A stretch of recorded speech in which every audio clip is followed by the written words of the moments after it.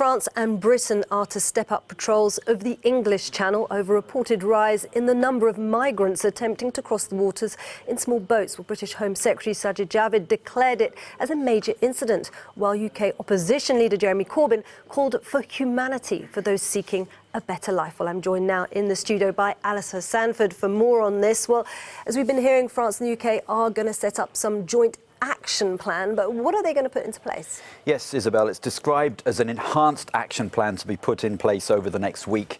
It's thought to involve more efforts to combat people trafficking gangs, as well as raising awareness amongst migrants and refugees of the dangers of crossing the Channel in small vessels.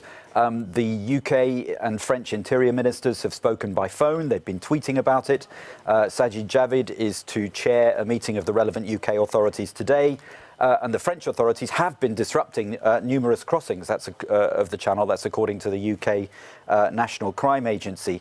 The UK has had a debate about whether there should be more patrols in the Channel, because it's argued that could act as a magnet and encourage more people to try to make the crossing if they see these patrols as effectively as rescue boats. The UK has some 6 specialist boats, but a number of them are on duty in the Mediterranean. There are suggestions that they should come back. There have also been calls for some quarters for the armed forces to get involved, the Royal Navy to be called in, and the Defence Secretary says, well, they're on standby if needed. But the Home Secretary says there are no easy solutions here.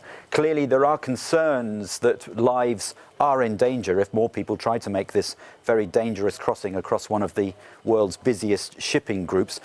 Where do many people come from?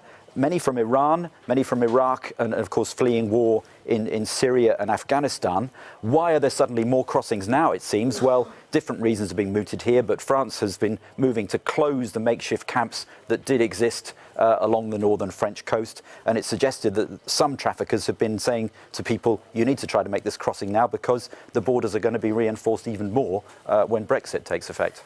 But Alistair, if we put this into context and we go back to 2015 when there was the migrant crisis in Europe, when nearly 1 million migrants reached Europe's shores, is there some sort of concern here that these figures are being overblown?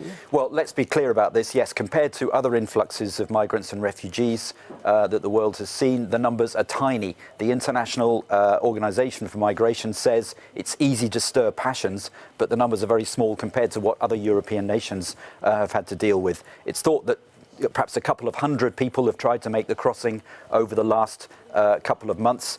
There are reports saying that 100 have done so since Christmas, but you compare that to the tens of thousands who arrived in the 2015 migration crisis. There are Syrian refugees numbering some 3 million in Turkey. Even in the UK, tens of thousands every year make legal asylum applications, having come over by plane. So it's clear there's been a quiet news week. There's lots of alarmist coverage. The papers are talking about a crisis, but refugee groups say every asylum seeker has a right to make an asylum claim. The church has called for compassion.